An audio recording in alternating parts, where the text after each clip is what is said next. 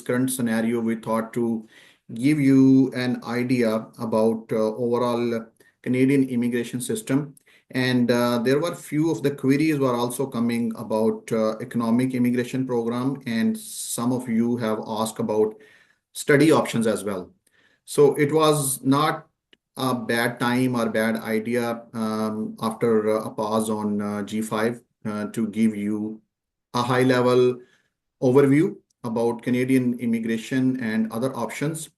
I know many of you, it's hard to come under those streams, but it is going to be an empowerment session, I would say, more likely.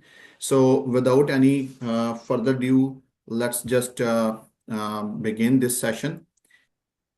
Now I want to give you a quick overview about Canada immigration related news, updates, whatever you call it. Many of you are thinking why or what all of a sudden what happened that this tragic news came. To me, it's not all of a sudden. If we look at into 2024, since start of 2024, the Canadian policy on immigration has been changed due to various factors.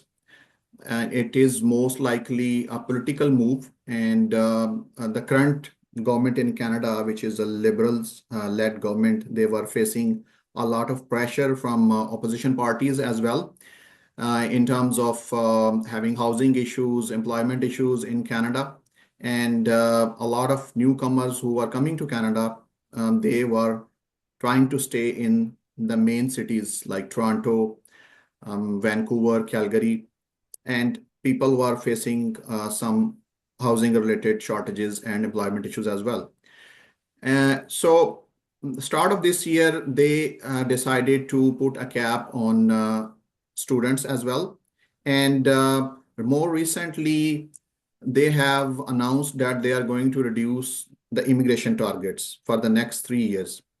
That means before every year, the target was 400,000 to 500,000. And that now going to be reduced up to 20% each year. So that target, 500,000 people, includes everything. It includes students, it includes refugees, it includes sponsorship agreement holders as well. It also includes provincial nomination program.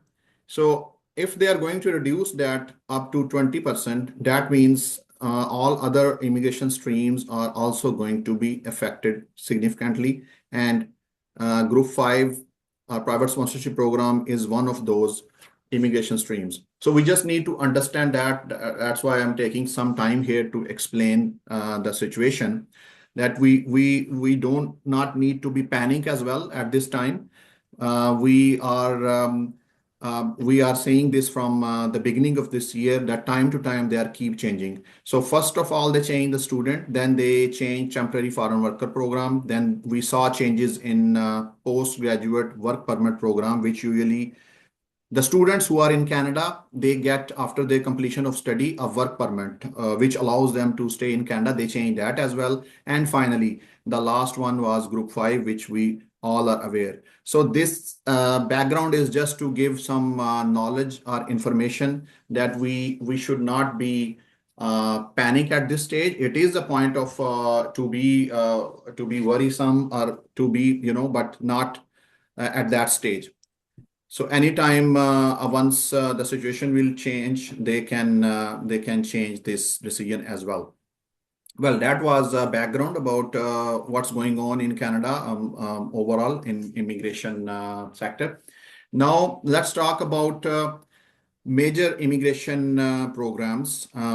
Canada is one of those countries where they really are truly value immigrants, especially economic immigrants, and they are a backbone of Canadian economy as well. Canada needs young people. Canada needs young blood who can run the Canadian economic cycle or economic wheel. So there are a number of programs under Canadian immigration. The first one is called Federal Skilled Worker Program, which is a federal program. And then the second one is Federal Skilled Trade Program. The third is Canadian Experience Class. And then we have each province has the mandate to nominate people based on their labor market shortages. And then we have regional immigration programs. For example, Atlantic Immigration Program, we call it AIPP as well. And we have regional RINP program, which is Rural Northern Immigration Pilot Program as well. And then Parents and Grandparents Program. These are the few programs. And I have tried to include the references as well in this PDF or PowerPoint presentation, which we will share with you later. So you can just click on those links and then you can find further information, whichever you feel like you have to dig it down further. So all these programs, they are under skilled category, and for that you have to have a skill set or at least high school or at least 12 years of education along with language proficiency. So those two are the core components in order to go under any of these programs. But other than those, there are a few other options also, which we are going to discuss. EMPP, which is Economic Mobility Pilot Pathway. So this is one of the program which is kind of an alternative to refugee sponsorship programs, but it has a certain requirements as well. So under this program, any refugee who is skilled or having any skill set, they can apply to come to Canada on work permit. So G5, here is a difference as well. Under G5, you need to find sponsors and then you will end up in Canada after a long journey, but you will come here on PR, which is called permanent residency, which is amazing. If you can get it, there is no match to that, no disagreement on that. But at the time when there is no option and you are facing trouble finding sponsor as well, and now currently when it's on hold, the other option could be if any of you are from different skill set, are skilled, or having any experience in a certain field, you are eligible to apply under the EMPP. There is one requirement that you have to have a UNHCR certificate, but if you don't, they have a few bodies or few organizations who have that mandate to provide you a letter. It's kind of a nomination letter where they certify that you are in that process, although you don't have UNHCR document, but they can give you that letter, and IRCC will accept that letter as well. Now in EMPP, there are 3 programs. Currently 2 are open. The first one is Atlantic Immigration. Atlantic Immigration means these are the 4 provinces in Canada: Nova Scotia, New Brunswick, Newfoundland, and Labrador, and I'm missing the 4th one. If David and Fernando can remind me, these are the 4 provinces. Those falls under Atlantic Canada, and we call it Atlantic Immigration Program as well. The second is Provincial Nominee Program, and these we are talking about under EMPP. So Canadian immigration is not easy. I know it's a complex topic, but we try to keep it simple. The first slide was just overall overview, and the second one is the targeted one, which we need to focus on as well. Now, in this one, the third option, which is Rural and Northern Immigration, this one is closed at the moment, but the first 2, they are open, and anyone who is eligible, they can apply under that. The second option here is the federal one. So the first 2 falls under regional or provincial, and then there is a federal program. So it's up to you after reviewing those details if you fall under the criteria of Atlantic or provincial or federal, and then you can proceed. That was something about EMPP, and now express entry. So express entry falls under Federal Skilled Worker Program. Express entry is basically a pool of candidates where candidates from around the world they compete with one and other on the basis of their skills, language proficiency, and education. And your profile stays for 12 months in that pool, and after 12 months it expires, and then you have to create it again. And if there is option to choose provinces also where you want to go, and the main requirement is to pass an IELTS exam or any English proficiency exam, and your documents, educational documents, should be evaluated from Canada. So those two are the main requirements in order to go to express entry pool. And then time to time they pick and choose people based on labor market shortages in Canada, and sometimes provinces they choose as well out of that express entry pool.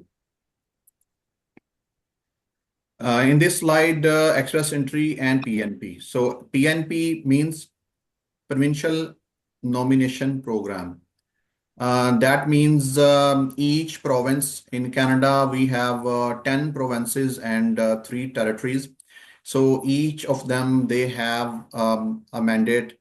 They can bring people to Canada based on their own requirements other than the federal immigration program. So if any province choose people from express entry pool, then they give them points, 600 points assigned to that person, and then they will become on top of the pool and they will get immigration under that federal skilled worker program. And you can apply directly to PNP also if you are eligible.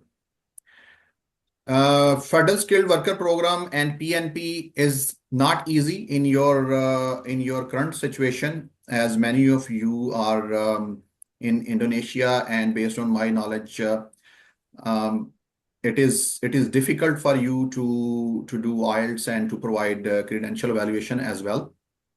So we will be considering other option, which is work permit and study as well. Now, but do not forget to explore EMPP. I will talk about later about EMPP as well, because EMPP is clearly one of the options, because which is solely that program is designed to cater the needs of refugees, and that work permit gives you freedom to come here, and then eventually it will be converted to PR as well. So EMPP is really important. Now, other than after immigration, work permit and study, these two are also the options to come to Canada. And in terms of work permit, if people they decide to move to core areas or large metropolitan cities, it's hard. It's not easy because it requires LMIA, which is labor market impact assessment. It's kind of a certificate from another department, from another government department, where we need to prove that we are not able to find a person from Canada, so we are bringing it from outside. So that's why I said it's not easy if you want to come to core cities. And if you want to go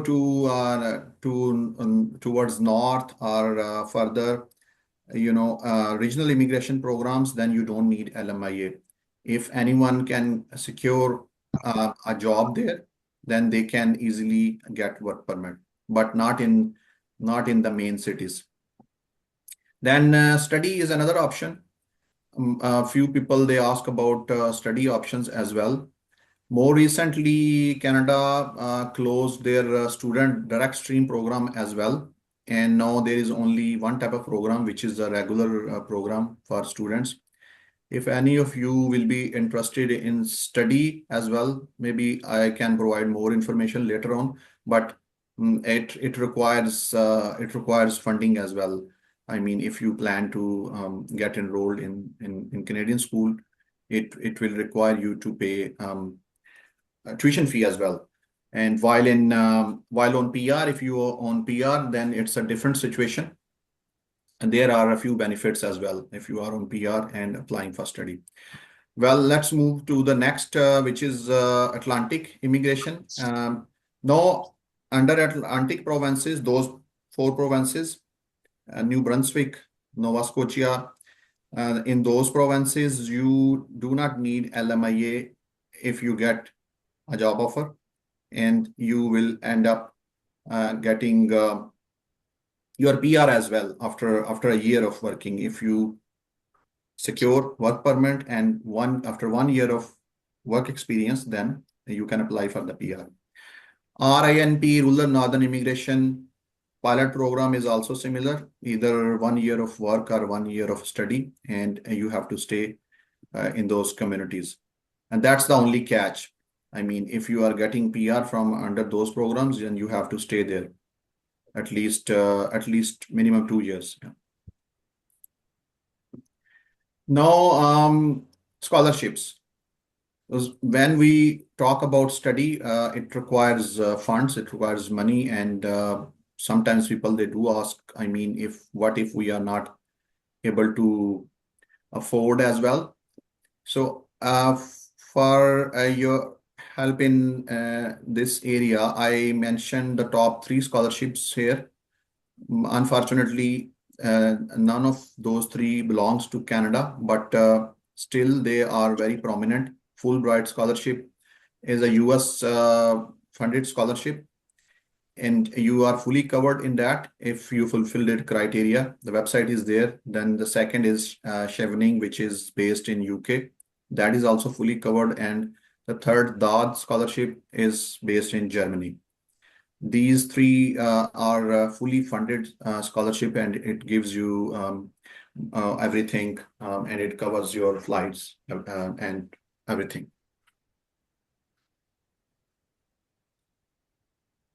This slide talks about SDS and non-SDS, which is related to study in Canada. But as I said, recently, Canada stopped student direct stream program as well, which was just to fast process visa applications from certain countries. Now we have only one type of student visa, which is a regular student visa. And you can apply even without IELTS as well, but mostly colleges and universities, they require you to show a language proficiency or any kind of language test, but it's not the requirement to apply visa. Visa you can apply without IELTS as well. Now, let's talk about your options in your situation, because not everything best fit in your current situation. Many of you, I'm not sure you may fit, but I'm talking about the overall situation, the best possible scenario. So your options could be AIPP, Atlantic Immigration Pilot Program, and you need to consider not only the immigration program, but you can find if you can find any job in those provinces as well, that can also really help you. Secondly, EMPP, which I talked about earlier, Economic Mobility Pilot Program or Pathways. This is solely designed for refugees, for skilled refugees, and you should definitely explore this further. RNIP, Rural and Northern Immigration Pilot. These you can find on Google as well once you type Rural and Northern Immigration in any province. So in each Canadian province, you will find this program as well. They have their own website and their own requirement. And again, in these areas, you do not need LMIA. If you get a job, you get a job, and then you get a work permit as well. Then the fourth is study, which is a temporary option. Once a person comes to Canada on study, and after completion of their study, they are eligible to get a PGWP, which we called postgraduate work permit. And in easy words, I would say it's a work permit. And you are allowed to legally work in Canada after completing your study and PGWP. And eventually, many of those people they end up getting their permanent residency in Canada, and they don't go from Canada. So other than that, immigrate or immigration, those options which previously I was discussing, federal skilled worker program, provincial nomination, or Canadian immigration class, those are falls under immigration. And then sponsorship. Sponsorship means it could be a family sponsorship, and there are other ways as well. In terms of family sponsorship, if someone is in Canada, a parent or grandparent, they can bring their family members under the age of 22, if I'm not wrong. It used to be 18, but I think after 2017 they increased that age bracket. Those dependents, they fall under sponsorship and they can come to Canada. Other than that, in your situation, spousal sponsorship. If uh, if if you have your spouse or a common law partner in Canada, and they are able to sponsor you, they can sponsor you. Then in that scenario, um, you don't need to apply other immigration streams. They can simply sponsor you under family sponsorship program. Those were few options, and keeping in view the temporary pause of Group 5, I would say get ready and do not give up on finding sponsors. Keep finding your sponsors. You never know when they are going to change it. As I gave you the full background, this is in line with their overall immigration reduction policies. This is nothing to do specifically with refugees. This was just to overall bring it down the population growth rate, and they can anytime change it as well. So better to make yourself ready. If your application is ready, if you have sponsors ready, then anytime once it will open, then you can file it. Because I am suspecting, they can have a cap on this as well. For example, 20,000 yearly or 15,000 yearly. So in that scenario, it will be like a jackpot to those people. Whoever is having application ready, they can launch it immediately. And if your application is not ready, then you will miss that train. So try to make yourself ready for that. Now, in my last slides, I just want to talk about hope. Hope is something which should be alive always. This is really important. And you all are waiting there from so many years, and most of you I know personally as well, more than 10 years. So keep that hope alive. This is really important to move forward. Many times it's harder in life. Difficulties will come and go. If you can face those difficulties, from last 10 years, 11 years, this will also eventually end or change. So do not give up on that. And in terms of advocacy, we are already trying our level best to raise our voice, to raise advocacy, to run advocacy campaigns as well. One of our project we are having with one of the renowned universities in Canada, where many of you have been interviewed for that project as well. That will also going to play an instrument role. Once we will have the published findings, then we will be in better position to show the federal government, to those legislators, that how different is this program from other programs. and it will give us a lot of help in terms of raising awareness and advocating on behalf of you as well. So we are keep running advocacy campaigns on in our own networks as well, on social media as well, and we are also writing letters to our MPs, our member of parliaments, to show our protest. At least they should know that people are really worried about this, because this was the only program which is from community for community. And again, I would say, do not lose hope. Keep yourself towards positive side, and things can change anytime. Now, if you need to reach us or reach me after this presentation, you can send me email canadians.refugees@rethinkpolicychange.ca, and I will try my level best to respond. And this registration link is, by the way, this is just for those people who are not yet registered with us as refugees. So if you are not, I know many of you are already registered.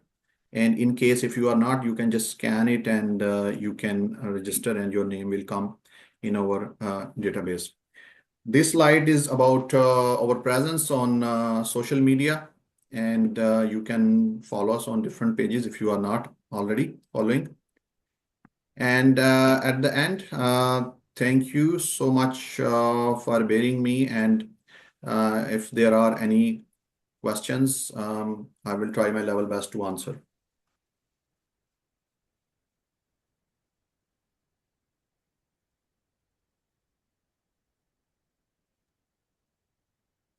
Yes, Samirna, you have a question? Hi, yes, I do have questions. I have questions as in plural. I want to ask that about the study and requirement as you mentioned. May I know that if as a refugee with our documents expired and not in use, can we still apply that, and how exactly as a refugee? You said if your document says expired, you mentioned? Yeah, because as a refugee, there's like no documents. We don't have any hold on the documents, like they're all expired.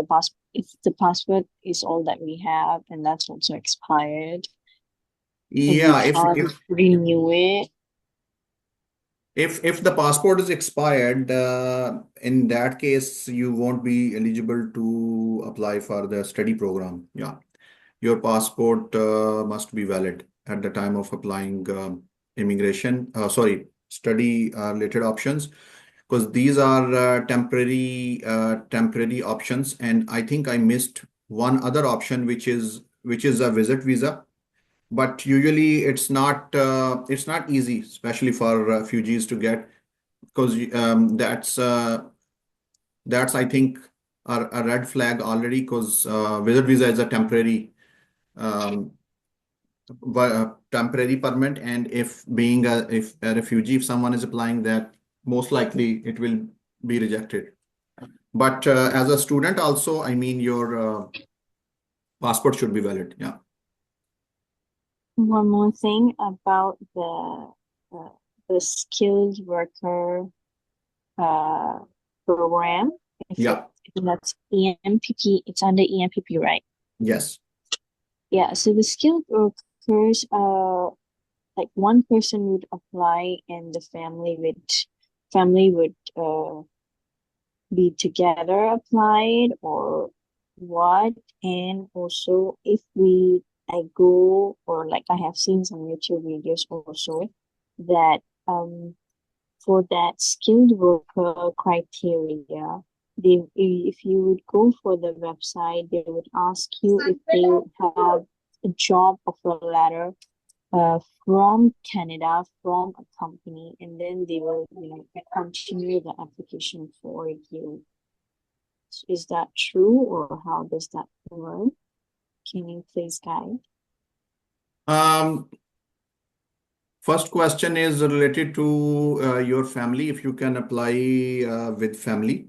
Yeah, the Yeah. direct family members you can apply, but again, it depends on the discretion of visa officer if he thinks he should give visa to everyone or just to the main applicant. But a simple answer is yes, the main applicant will be on closed work permit, and the other family members they will fall under open work permit. And if there are kids, then they will get their temporary visas as well. Now, on the second option, to be frank with you, I am not fully aware of that, and I don't want to answer something which I don't know. But one thing I know, there are two different programs. One is under Atlantic and one is under RINP. And the third federal one requires you to have a job offer from Canada. So I would recommend you to explore those two which are under Atlantic, and the second one is PNP. But Nan, for federal, I remember, yes, there is if you have a job offer and then you can apply. Fernando, do you want to stop sharing the screen so we can see everybody? Or not Fernando, Mian. Oh, sorry, 1 second.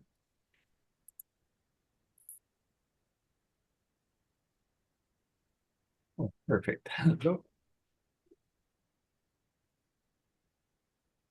Yeah, Fernando. Thank you. First of all, I just wanted to thank you for the incredible presentation and the information, which is quite helpful. I did have a specific question. Do we know in the information that we have so far about the decision to close temporarily the Group 5 application process, do we know if it affects those people who are in Indonesia who've already submitted their application, who are basically sitting waiting for a travel date, for medical dates and those things, are being treated differently than anybody who has not yet submitted an application? Do we know, or is everybody being put on hold no matter what, where you are in the process? Fernando, keeping in view of the previous experiences, I can say it will not affect those people who already applied or who are waiting for the medicals, but particularly for now, nobody is aware. And on that, I would suggest usually they are good in responding on Twitter. If there is any specific query, for example, related to this issue, and if we ask them on Twitter, then they will definitely answer that. But as I said, keeping in view of the previous, these type of pauses, whoever already applied, they will be considered like they have applied, they are in the system, so it will not affect them, their application. And Mian, do we know, in fact, from anybody, or David, have we heard from anybody who's over there? I'm thinking of Ramad Ali and others, Sadiq, who are, we know, in the process of waiting. They've already submitted applications, some of them 8 months ago, 12 months ago. They have G numbers. They're waiting those last steps of medical and biometrics, and then give me a travel date. Do we know from them that they've received any information to say, in fact, they're still in the process? I doubt very much if they have received anything, but they are in, and in fact, they may be speeded up now because they will not be processing any new applications. So, Right. so what could happen is that whoever is in the queue right now, there will be a lot of action on those cases. Okay. Yeah. And we know that because we've heard that or seen it in writing from the Yeah. Canadian government? Yeah. Okay. Everything is closed, but everything who's in the process right now will be still processed. Okay. Great. Thank you so much. Yeah.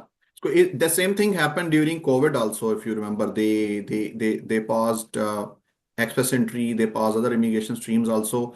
But whoever was already in the system, even though people were waiting from 2 years, 3 years, Right. they were in the system, and eventually they came to Canada. Okay. Perfect. Thank you so much. We're open to, Mian is open to any other questions or comments or any clarifications. Anyone else have any other questions they wish to pose? It's a lot of information. It's really helpful information. The presentation was recorded, and I'm sure we'll put a link on the website and a link on the chat group so that people can have all of the resources. Davud, do you have a question or a comment? Yes, most of this requirement, the hardest is probably the passport we do have, but it's expired. I assume it's for most of us because we are waiting for 10 years, and the passport we have will expire in 5. So if we get the job offer, I assume we do need a valid passport, right? There are two different programs. In regular program, yes, you do need a passport definitely. But if it falls under EMPP, then that we need to look into that, because that program is for refugees, as I said, and there are few exceptions. For example, if you don't have a UNHCR document also, then there are few organizations who will assist you in getting a nomination letter. But getting a job itself practically is not an easy task.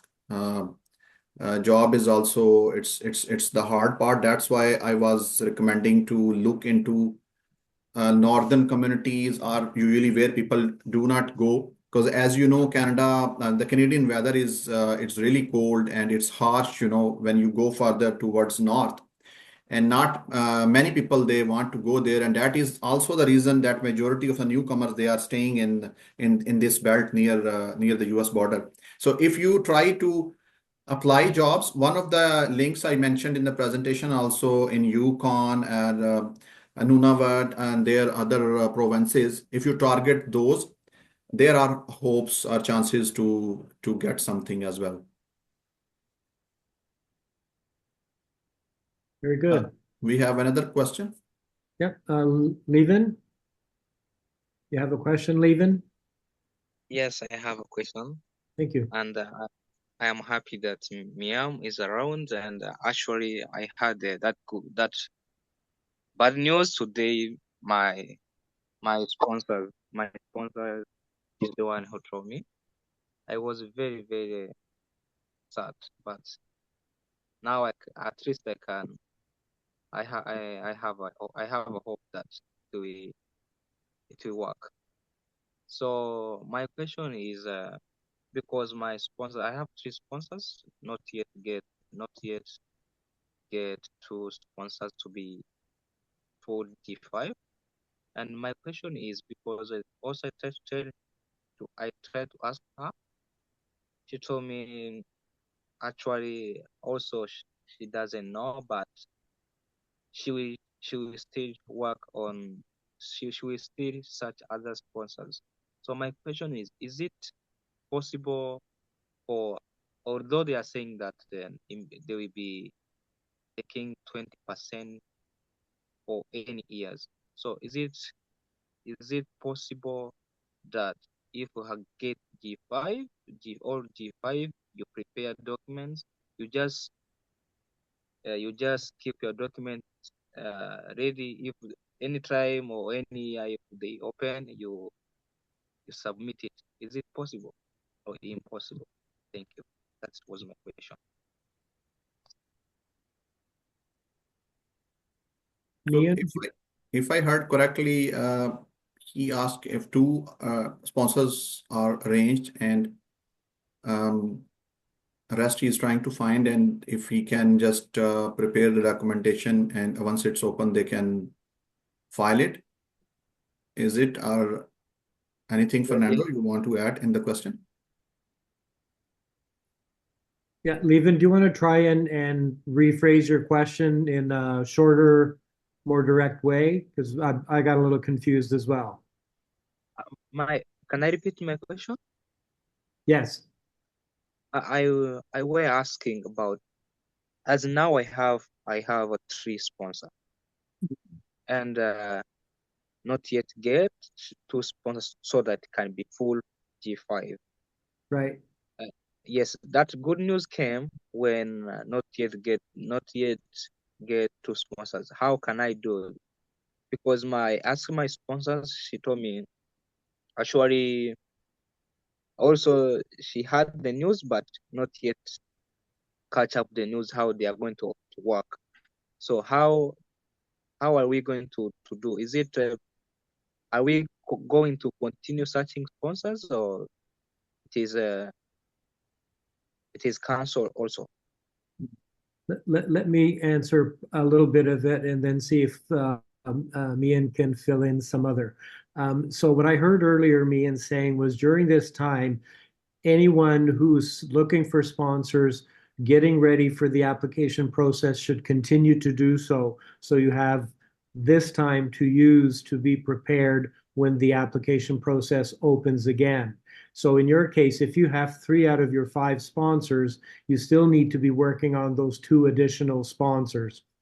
They're not going to accept your paperwork when the process opens up by just saying, oh, I have 3 out of the 5 sponsors. That's my understanding.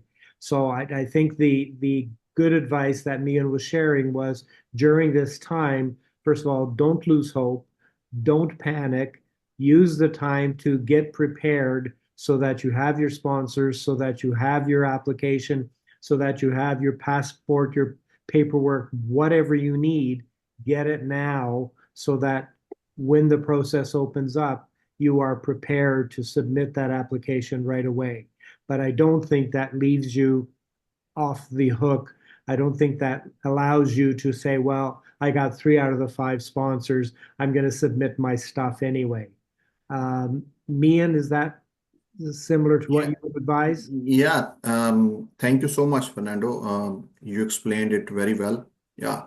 I just want to add, unless your application is complete, that means you have 5 sponsors and it's already in the system. That means applied and got the G number. That means complete and in the system. So with 3 sponsors, 4 sponsors, even 5 sponsors and application is not yet launched or filed, not considered complete or filed. So keep working on that. Okay. Thank you very much. And we have another question or comment from Dawood. Can I mention something? I think he wanted to know whether he's going to continue find 2 more sponsors, or he just cancel it if it's over for him. Oh, no. It's not over for him. We want to find the other 2 sponsors, so that's still in the works. Yeah. Let me just repose the question. Levin, does that answer your question? Does that help you with your question? Levin, if you're still there? Okay, if not, if he comes back, we'll ask that question. Thank you for Dawood for trying to clarify it, and we'll go to Aziz. Aziz, you have a question or a comment?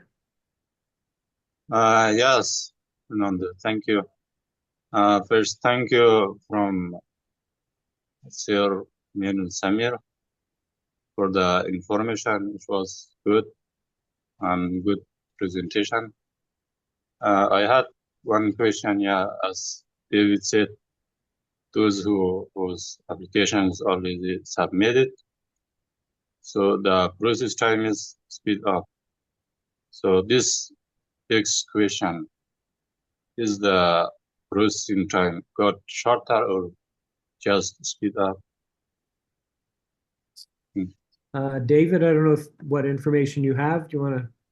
Yeah, we probably don't have a lot of information, but we do know that they are working hard to get the backlog cleaned out. And I think that's what they're going to try to do now. So they won't have to deal with new applications coming in. So the focus is going to be on trying to get that backlog cleared out of people who've got their applications in. So that could be good news for people who have already filed, for sure. But that's all we know at this point. They just made this announcement on Friday. Nobody even knew they're going to make it. It came out of the blue on Friday. And by Friday afternoon, they had already closed down the portal, so you couldn't even put anything more in. So they shut it down very quickly. Yeah. And to be honest with you, we are still getting more information. We don't have much to talk about. And in coming days, we might get more information about this topic, and then we will share with you.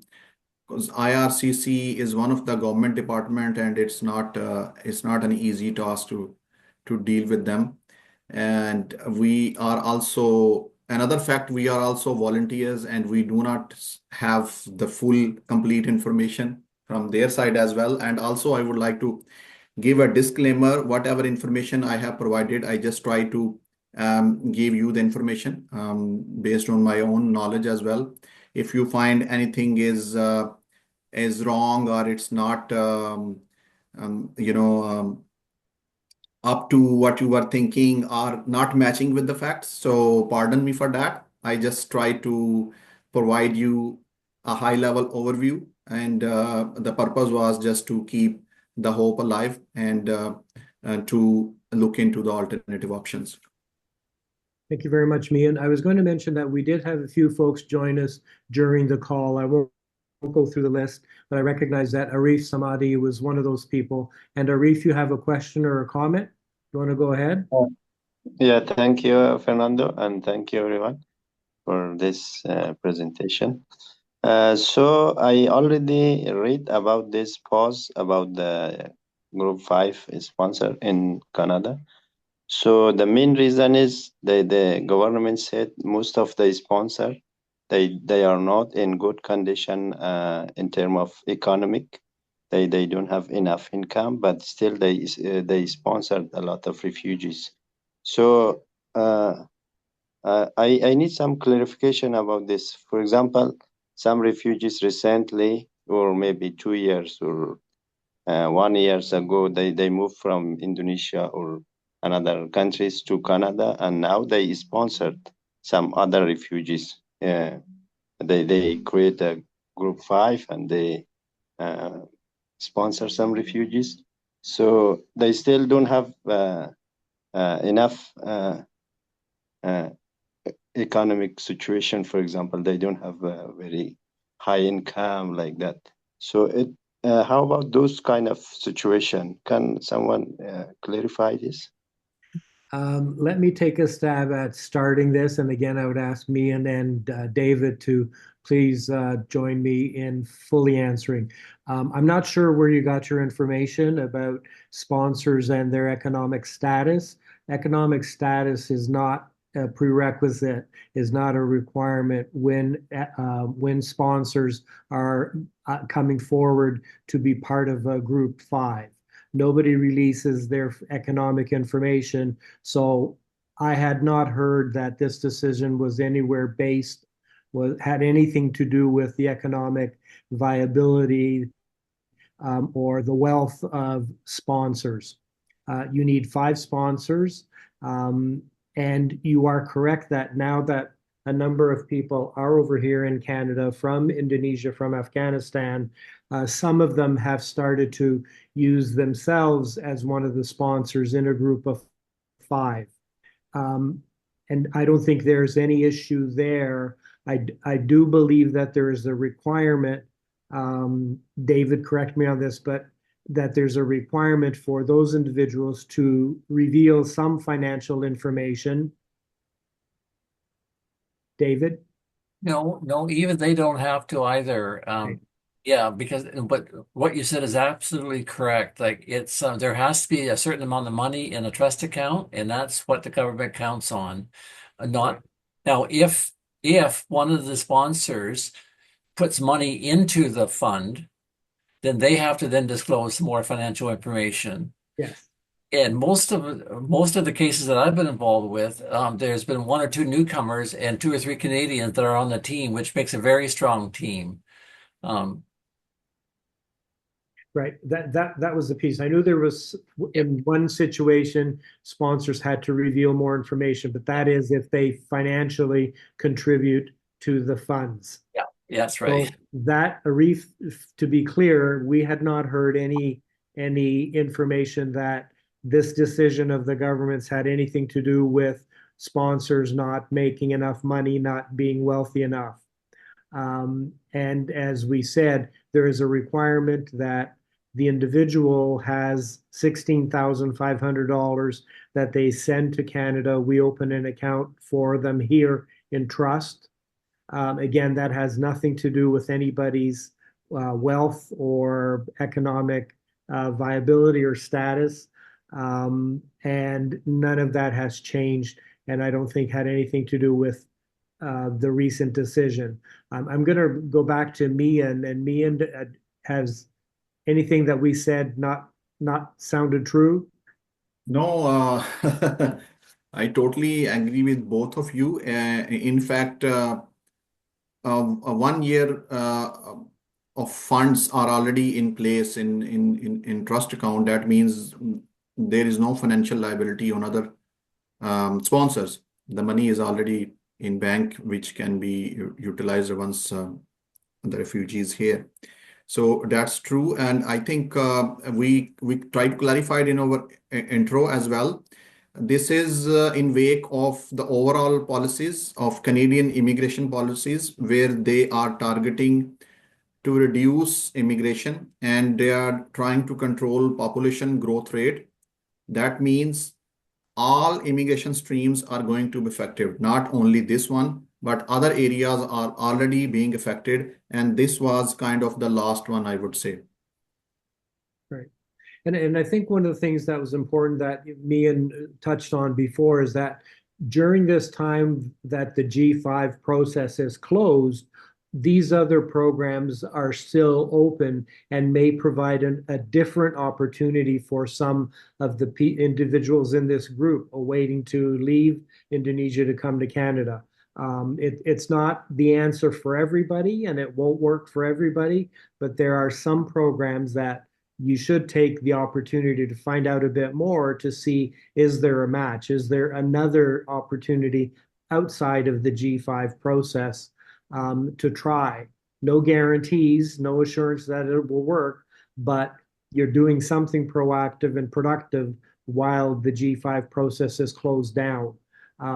But again, I would also go back to the comment that use this time wisely to make sure you have 5 sponsors, to make sure you have all the paperwork, make sure you're working with someone to get the application ready, do all of that work so that if next month or next year or when the process reopens, you have it ready to go. You're not starting from, you're not from a waiting point to do all that stuff again. We are running a little bit late. If anyone has any burning question or comment they want to make right now, would be good. Otherwise, I'll provide Mian and David an opportunity to say some final words. And I assume we will be here next week at the same time, same place. And if this presentation has been of help to you, feel free to share that information with some of the other people who may see information about it on the website, and share it loudly with them. Shaw, you had a question or a comment as well? We'll make you the last one. Hello, everybody. Good morning. Good afternoon. It's my great pleasure to have you here. After a prolonged time, I joined here. So actually, I got my response around 95% among of your speaking. Thank you for that. So I want to add something here. I was not lucky enough that I missed that program. So actually, I already found complete my 5G, and I already provided the expenses to sponsor myself. As you are aware, that in 2021, since then I have been working on that, and hopefully I succeed, but it close to submit it. But suddenly I have heard that this program is on hold until 21 December 2025. So I want to know that, is there any hope that I should wait, that it's going to change or no? Just I want to know that is there any hope that it's going to change? Because all the things was ready for my side to submit it. So thank you very much. Thank you, Shah. I think, you know, the piece about hope, we need to keep hope. We don't have a magic ball, crystal ball to know what impact, what future decisions will be taken by the government around immigration policy. It is a political discussion that's happening now. It is, as Mian mentioned at the beginning, it's political policy, it's political discussion, it's pressure on the current federal government we have in place by the other parties. Will something change? We don't know. But I think the best advice that we have is for all of you to continue to get prepared. If you have your group of 5 sponsors, they're going to stick with you while we're figuring this out. But if you haven't already completed all your other paperwork, all your other steps that are required, we would encourage you to do that. There's no reason for the panic, and there's many things that right now we still do not know. So until we do know from official channels reliable information, then we can shift our strategies, shift our thinking. But for now, it's keep the hope alive, get as much as you can done in advance, be ready for when it opens, stay closely communicating with your sponsors, make sure that all of your documents, all of your paperwork, all of your every step you need to take, that you're doing that and not giving up. David, Mian, I hope that helps you, Shah, and your other 2 gentlemen here. If you have anything else you want to add, feel free. Well, thank you. That was a wonderful summary, and we will continue to advocate. We'll do whatever we can to get this policy changed. The students that are coming in January, that's going to be one of their areas of priority that Mian's going to work with them around strategy to advocate for this change. There's a lot of people now who are writing to the government asking for this to change. And my other point is that during this time that you're waiting, it's awful, it's hard, but it's also time to prepare yourself too for Canada. So not only the application, but to prepare yourself for training, education, whatever is possible will be a good time to spend very productively. Taking care of yourself emotionally and physically, but also training as well would be really, really good. Yeah, very well said, David. And I just want to add one more thing. We talk a lot about hope, which is good. Keep your hopes high. Be optimistic always. But one advice during this time period, try to improve your skill set.